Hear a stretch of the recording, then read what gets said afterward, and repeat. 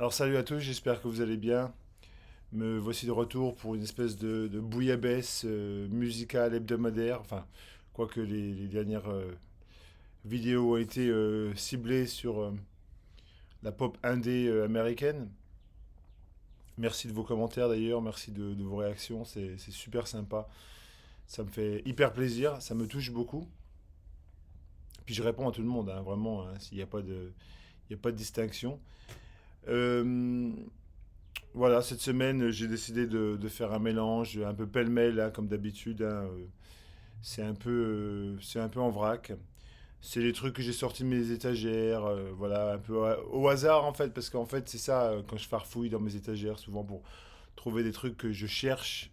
Après, je trouve des trucs que je cherchais pas, et en fait, c'est bien de faire un peu de shopping dans ses propres étagères, quoi. Se dire, oh putain, j'ai ça, je l'ai pas sorti depuis 107 ans.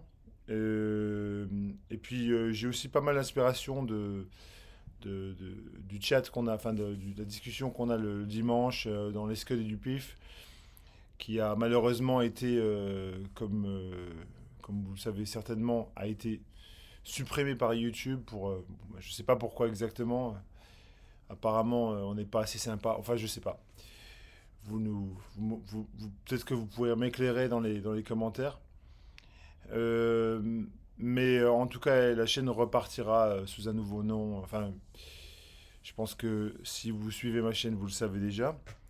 Et donc, voilà, en faisant partie du live le dimanche, bah, voilà, souvent je suis inspiré par d'autres. J'ai des disques que j'ai, enfin, qui sortent, que j'ai dans mes étagères moi-même, donc ça me les fait ressortir. Évidemment, c'est ça aussi la communauté, c'est de s'inspirer les uns les autres, à faire des trucs, voilà. Puis je pense qu'on est tous plus ou moins dans cet esprit de s'auto-challenger en fait, un petit peu. Mais bon.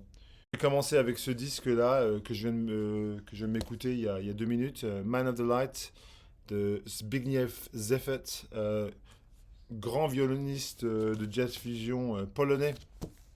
Je pense que des gens comme Joseph, Isola ou Dish doivent bien connaître ce nom parce que c'est des trucs quand on chine assez souvent dans les bacs, surtout des trucs de MPS comme ça qui, en général, on trouve pas trop cher, hein. Mais bon, après, ce disque-là, il est quand même plus rare. Donc c'est un disque excellentissime de jazz fusion bah, qui est emmené par un violoniste, hein, voilà. Et puis avec un line-up de ouf, Billy Hart, grandissime batteur américain, Joachim Kuhn qui joue du piano acoustique, Cecil McBee à la basse, et puis Jasper Van Hoof qui est, je crois, néerlandais, qui joue du piano électrique. Donc ça groove dur là-dessus.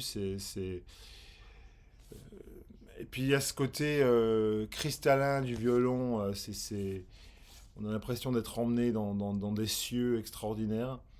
Donc c'était sorti en 74, il me semble, ou 73, 74, 76, pardon, excusez-moi. Excellent. Bon. Ensuite, ben, je vais peut-être rester dans ce côté un peu progressif, un peu. Donc, je suis un grand fan du podcast de Steve Wilson et Tim Barnes. C'est un podcast qui s'appelle The Album Years. Si vous parlez pas anglais, bien sûr, c'est un peu difficile d'accès. Mais je pense que tout comme beaucoup de personnes doivent en être plus que capables. Donc j'écoute ce podcast assez fréquemment, mais surtout parce que je passe beaucoup de temps dans le train tous les jours. J'ai beaucoup de temps. Et puis, donc, The Album Yes, si vous connaissez pas, c'est un podcast, c'est une discussion musicale qui est vraiment passionnante, moi je trouve, entre Steve Wilson, qui est un musicien, il a un groupe qui s'appelle Porcupine Tree, dont je suis pas fan, vraiment. J'aime pas trop la musique de Steve Wilson, mais je le dis franchement. Je trouve que c'est un peu trop. Je sais pas, c'est ce côté progressif, mais néo-prog qui. Déjà, je suis pas trop fan de prog, mais alors néo-prog peut-être un peu moins. Quoique, avec le disque que je vais vous montrer, vous allez penser que je me contredis complètement. Et puis Tim Bowness, il est dans un groupe enfin, avec Steve Wilson qui s'appelle No Man. Bon, ils discutent. Chaque podcast est focalisé sur une année. Donc en l'occurrence, l'année qu'ils ont choisie, cette fois-ci, c'est 1972, une grande, grande année musicale, hein, on va pas se mentir. Et puis Steve Wilson m'a fait ressortir ce disque.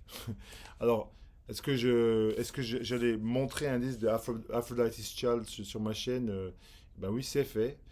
666. En fait, c'est un disque que j'ai depuis très très longtemps. Moi, je me rappelle, j'avais payé genre 5 euros, euh, pas très loin de là où je viens en France, dans un magasin d'occasion. Bah, à l'époque où personne ne voulait de ces disques, hein. Moi, je l'ai depuis 20 ans, ce disque, hein. Mais voilà, c'est un disque que plusieurs fois j'ai voulu le revendre, m'en séparer. Puis pour une raison ou pour une autre, j'ai jamais réussi. Parce que en fait, Steve Wilson a raison, il y a un côté qui est quand même absolument génial, génial dans ce disque-là.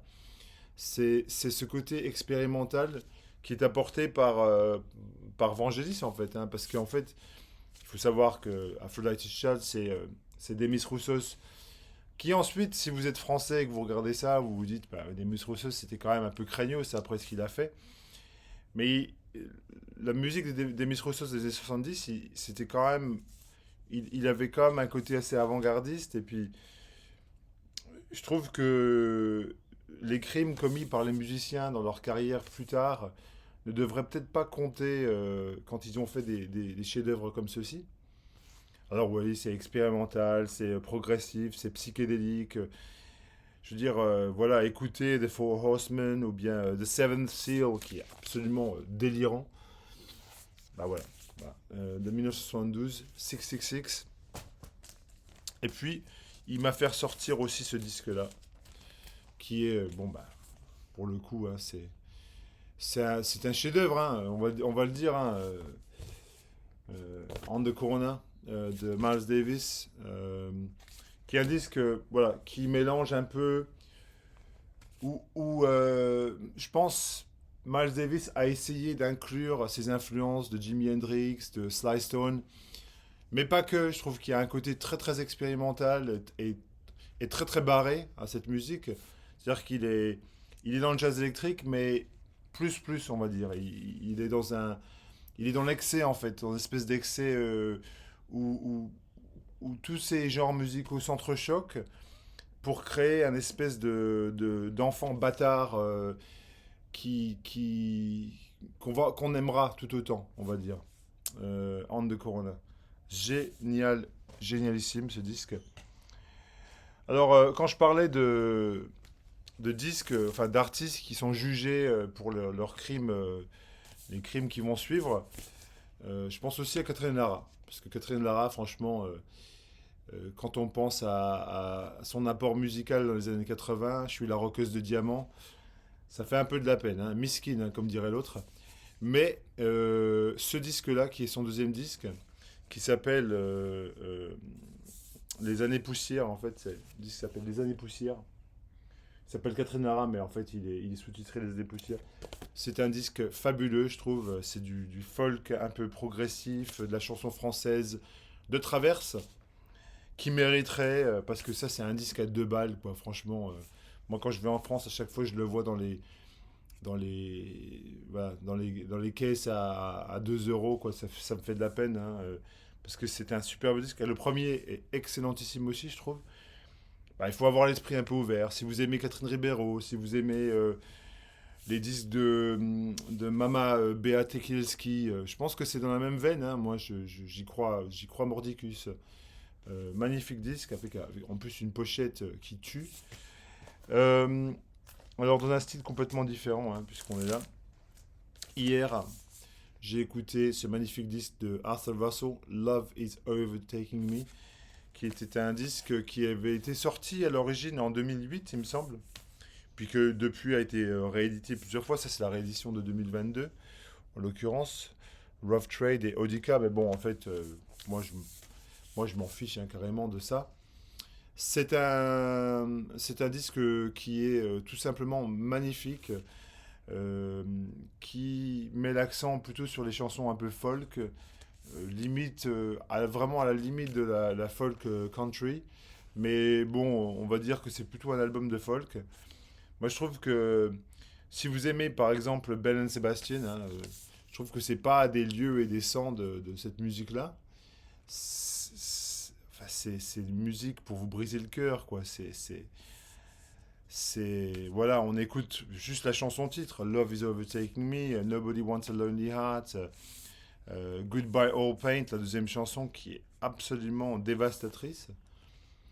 Bon, bah, si vous connaissez pas Arthur Russell aussi, il y a peut-être une éducation à faire à ce niveau-là, parce que franchement, c'est une des figures les plus, pour moi, les plus essentielles de la musique de ces 50 dernières années, hein, on va dire. Hein. C'était un violoncelliste new-yorkais qui s'est lancé dans un hybride musical qui est indéfinissable en fait, parce qu'en fait il y a des albums où il fait du folk, voilà, il y a des albums où il fait de la disco mutante, il y a des albums où il fait carrément de l'avant-garde. En fait, avec Arthur Russell, ça dépend de quelle époque, voilà. Et puis bon, tous ces premiers albums sont essentiels. Alors en farfouillant dans mes étagères, j'ai retrouvé ce disque dont je me rappelais quasiment pas l'existence. C'est un disque qui est excellentissime déjà, et puis en fait c'est un disque qui maintenant est très très dur à trouver en fait. Euh, Comment il s'appelle? Ahmed Abdullah, grand grand grand trompettiste. Alors non, mais c'est pour le coup avec un groupe qui comprend donc une batterie, un violoncelle, euh, une basse, du vibraphone, et puis je crois que c'est du cor anglais dont le type joue. C'est donc un mélange tonitruant de free jazz, de jazz avant-garde qui était sorti, je pense, en 1979 sur un tout petit label qui s'appelle About Time. Mais c'est un disque de free monstrueux, quoi. On est bien d'accord, hein. C'est un disque qui tue, quoi. Life's Force.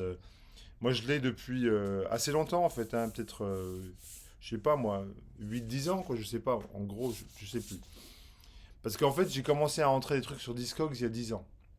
Et en regardant sur Discog, j'ai vu que bah, il est more than 10 years, il y a plus de 10 ans. Donc je sais pas exactement quand j'ai acquis ce disque, mais c'est un disque fabuleux, quoi. Life Force. Le trouver, ça va être difficile, mais vous pouvez l'écouter sur YouTube. Si vous aimez, voilà, ce côté John Coltrane débridé, voilà. Bon, je parle trop, maintenant je vais peut-être avancer un peu plus vite. Alors, un disque magnifique, encore une fois. Je parlais de Arthur Russell juste avant. Donc, Smog, The Doctor Came at Dawn, ça c'est le nom de l'album. Je ne sais pas si ça va ressortir là, voilà. Peut-être un peu. Voilà, donc c'est Smog, voilà. Donc, c'est un disque qui date de, je crois, 96, il me semble, je sais plus, 96, qui était sorti sur Drag City. En fait, c'est vraiment sobre, hein. Ça, En fait, la musique, c'est vraiment comme la couverture, comme la pochette. Smog, c'est Bill Callahan, c'était un chanteur de folk, de country folk alternative américain qui fait des albums sous le nom de Smog. Enfin, maintenant, il fait des albums sous son propre nom, Bill Callahan. Si vous connaissez pas, voilà, il y a une discographie monstrueuse, hein, c'est clair. Ce disque-là, c'est son disque le plus triste, et puis de loin, c'est du slowcore très, très, très lancinant, et extrêmement déprimant. Il y a cette mélancolie en fait, c'est des chansons de mec qui va se faire larguer, quoi, ou qui s'est fait larguer, et puis qui est complètement dégoûté de sa race. Donc, un grand encouragement pour vous, je pense que ça vous plaira beaucoup. Un disque que je trouve excellentissime et fondamental dans la chanson française, et surtout chanson française que j'appelle de la pop progressive. Je pourrais peut-être même en faire une vidéo entière, hein, de pop progressive française. Le Stéphanois de Bernard Lavillier, excellent, excellent, excellent disque.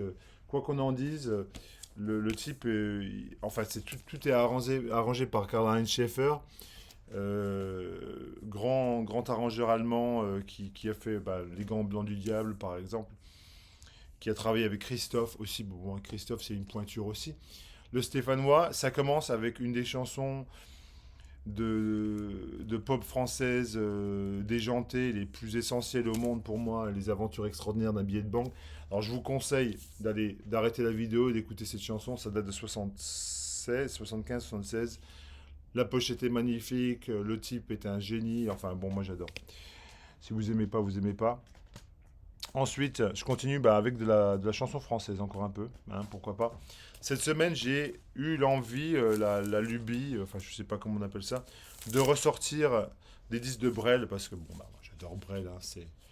Donc j'ai sorti ces deux disques-là cette semaine, plus un troisième qui est là que... Alors ces gens-là, pour moi, je pense que le summum, c'est peut-être ce disque-là, ces gens-là. Tout est bon, Jackie, le tango funèbre, voilà, les désespérés, grand-mère. Enfin, je vais pas vous parler de Brel pendant 150 ans, vous connaissez Jacques Brel. Puis ce disque, rien que pour les deux premières chansons, rien que pour les bonbons et les vieux. Moi je trouve que dans Brel, quand on l'écoute, puis il y a Au suivant qui est peut-être la plus grande chanson de Brel. Enfin bon, tout le monde parle de Ne me quitte pas, mais moi je pense Au suivant, quoi, Au suivant. L'histoire d'une prostituée militaire qui a la syphilis et tout ça. Enfin, c'est les disques, effectivement, qui sont pas chers, hein, en général. Je pense que, voilà, les bonbons et les vieux, pour moi, je vais juste te dire mon ressenti à moi, c'est que, pour moi, c'est la quintessence de la mélancolie, en fait. Il arrive, quand il parle des vieux, quand il chante sur les vieux et la condition des vieux, moi j'en ai les larmes aux yeux juste de l'écouter parce qu'il le dit tellement bien, enfin il explique, enfin, sa façon de le raconter est tellement vivante, tellement vibrante, on va dire. Don Cherry, Organic Music Society, Organic Music ou Organic Music, ouais, Organic Music Society, un disque d'ethno jazz, on va dire. Alors, par contre, si vous vous attendez à du Don Cherry classique, là vous êtes pas, vous risquez d'attendre très longtemps parce que c'est vraiment de la fusion ethnique avec beaucoup de tablas. C'est très abstrait comme musique en fait, et très abscon, on va dire. Euh, mais c'est magnifique. Enfin, il faut être dans un espace mental prévu à cet effet en fait, parce qu'on peut pas écouter ça sinon c'est pas, on n'est pas dans le même univers. On a l'habitude qu'ils nous fassent du free jazz et tout ça, puis en fait c'est pas du tout ça. Alors j'ai ressorti un disque que j'avais pas sorti depuis belle lurette. Salut Mathieu. Piranha. Donc ça c'est un disque de rock psychédélique, progressif, un peu krautrock de Suisse. En fait c'est un disque qui était sorti en Suisse. Et, euh, et je sais pas, ça fait très longtemps que je l'ai sur mes étagères. Et puis je l'avais complètement oublié. C'est une réédition hein, sur Flow Motion. Je, je, je pense que c'est même mon pote Christophe qui m'avait envoyé ce disque, si je me rappelle bien. Piranha. Donc ça me rappelle beaucoup des mélanges de genres. On a un peu comme je disais, c'est ce côté un peu krautrock, peut-être à la Faust, qui rencontre du Hawkwind et puis un peu du Moody Blues aussi, je pense. C'est un peu cette rencontre-là de progressif, de psychédélique. La chanson qui ouvre le truc, Clepsydre, elle est superbe, donc je vous encourage. J'avais complètement oublié cet album. Deux albums de library music, enfin de musique d'illustration sonore. Le grand Egisto Macchi, Chitanote, qui est une espèce de mélange détonnant de psyché, de jazz, d'illustration sonore délirante, voilà. Que dire? C'est de la musique essentielle, quoi. Si on aime les illustrations sonores, si on aime cette école italienne qui comprend des gens comme Piero Piccioni ou voilà, Ennio Morricone, enfin tous ces gens-là, ça c'est un disque superbe. Bon, bah, je dis pas que c'est très facile à trouver non plus, mais c'est très bien. Et puis, celui-ci dont je parlais dans l'escalier du pif l'autre jour, Locomotion de Marcel Solal, grand pianiste français. Peut-être un des plus grands musiciens de jazz français, mais alors là, pour le coup, là, c'est un trio. Et donc, il y a Henri Texier à la basse, et puis Bernard Lubat à la batterie. Donc, c'est vraiment. Enfin, c'est extraordinaire. C'est du jazz modal qui claque avec un côté très funky. Euh, et puis, ça devait être au départ une illustration sonore, quoi. Mais en fait, ça a été redécouvert par les Diggers. Et puis en fait, on est vraiment dans un côté très jazz funk français. Enfin, c'est essentiel, hein, on est bien d'accord. Hein. Ensuite, un peu de jazz anglais, enfin de la scène anglaise.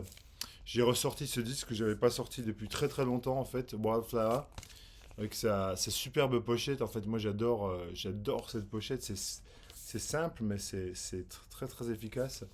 Donc Wildflower, c'est un groupe qui comprend ces trois Gus, Idris Rahman au sax, Leon Bridget à la basse et puis Tom Skinner à la batterie, qui est le batteur justement de The Smile avec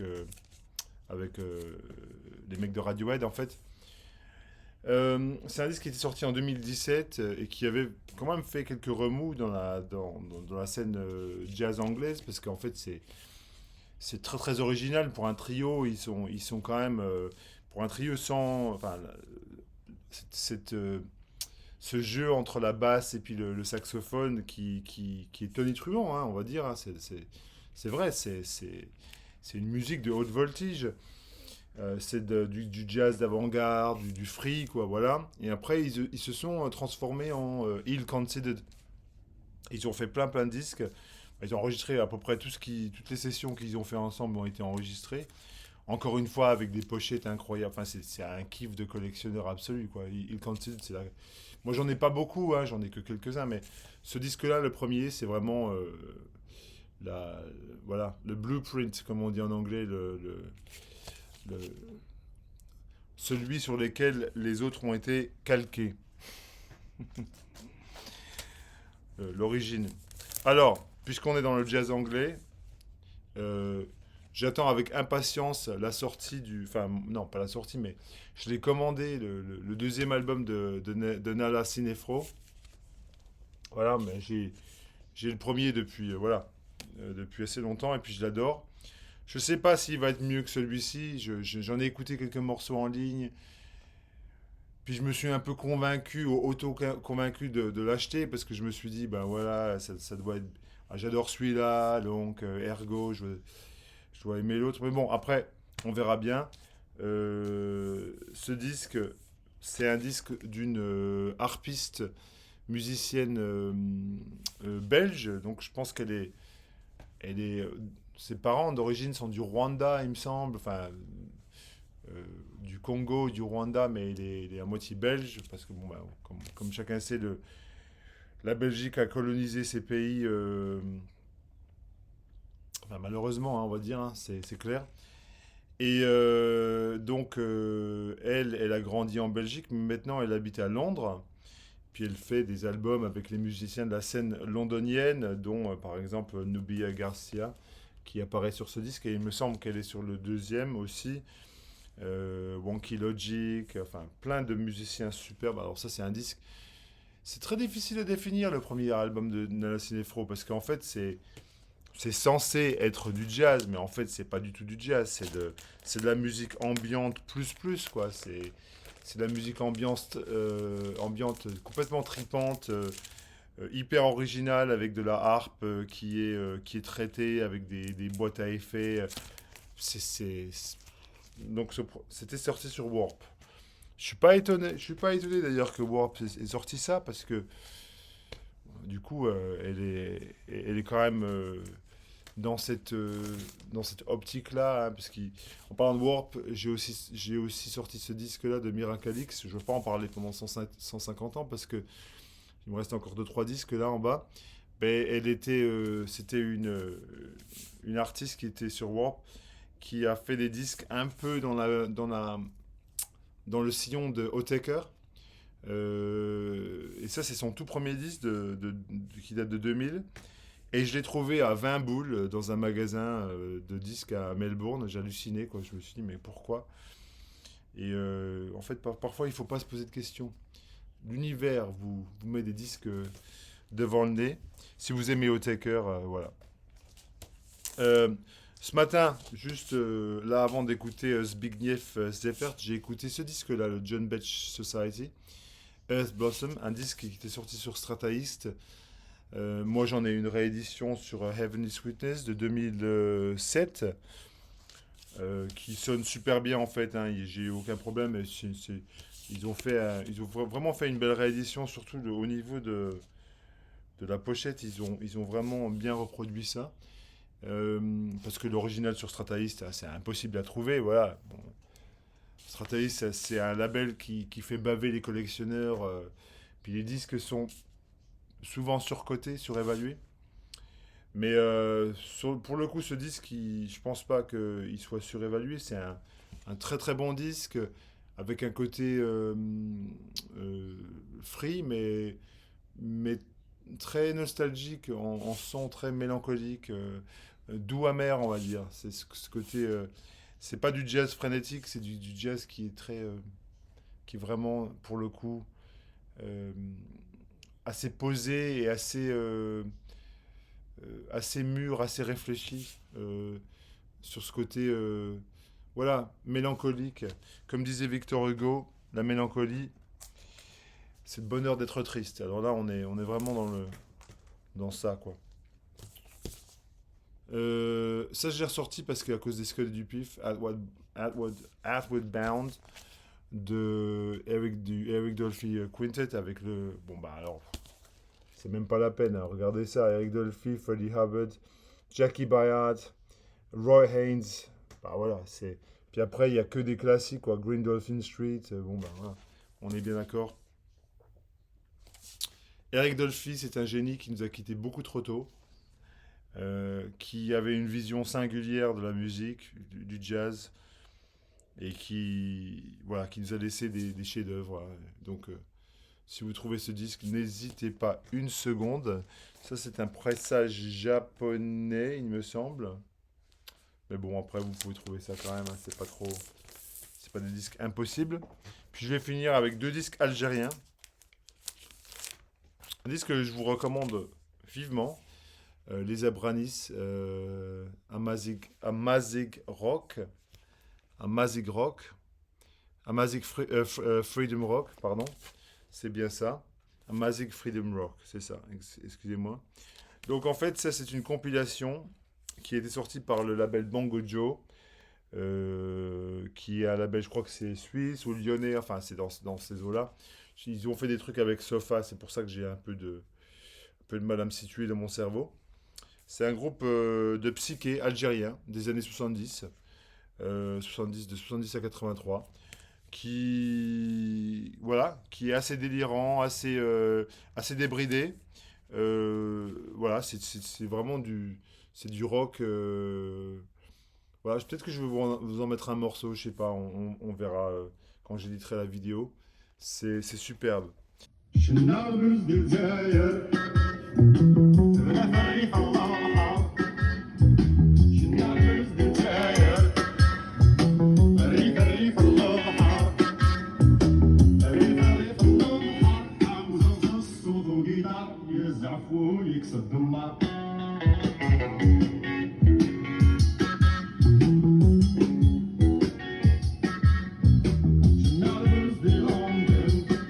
Puis le dernier là que je vais vous montrer,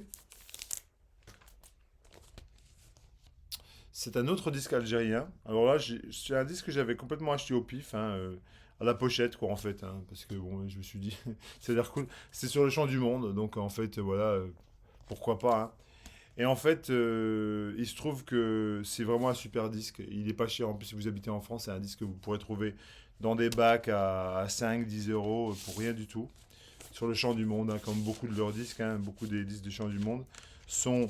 Alors, je ne sais pas énormément de choses sur Sharif Alaoui, si ce n'est qu'il a sorti 2 albums et que c'était il me semble que c'était son deuxième album, celui-ci. La première chanson, Univers, réponds-moi. La première chanson. euh, est juste fantastique, quoi. C'est vraiment magnifique. Peut-être pareil. Ce qui voudrait que je vous en passe un petit morceau. Euh, on verra quand j'éditerai cette vidéo. Voilà. En tout cas, merci de vous être arrêté avec moi pendant ces quelques minutes. Et puis, comme d'habitude, vous pouvez me laisser des commentaires, hein. Je suis toujours disposé à vous répondre. Voilà. Écoutez de la musique, écoutez de la bonne musique, voilà, partagez, voilà, soyez aventureux.